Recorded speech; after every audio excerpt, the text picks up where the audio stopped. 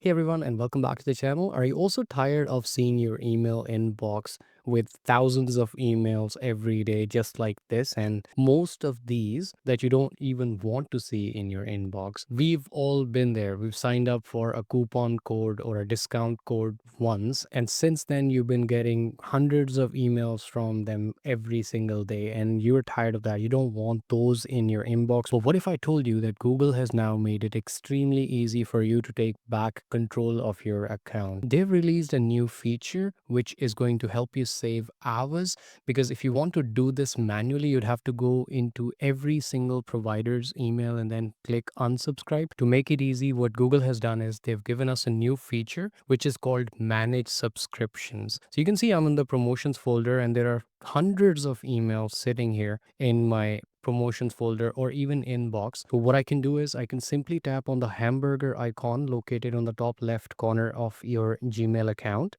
Tap on that and then scroll all the way down. You're going to find manage subscriptions. If you're not seeing this option right now, it's possible that your Gmail account or maybe your app, the Gmail app, might not be updated. So update that to the latest version if you're not seeing it. When you tap manage subscription, see what happens. It takes me to this next page where I can see each of these companies that are sending me these emails, these promotions on a daily basis. For example, I can see I'm getting emails from Instagram, and this is 20 plus emails that I've received recently. And trust me, I probably didn't want a single one of these. So, what I can do is I can click on this letter sign that's located on the right side with a minus sign on it. Just tap on it, and it'll give you the option to unsubscribe. When you're unsubscribing, it also tells you that it asks you, do you want to stop getting messages from all mailing lists from Instagram? I'm sure about it, so I'm going to go ahead and tap unsubscribe.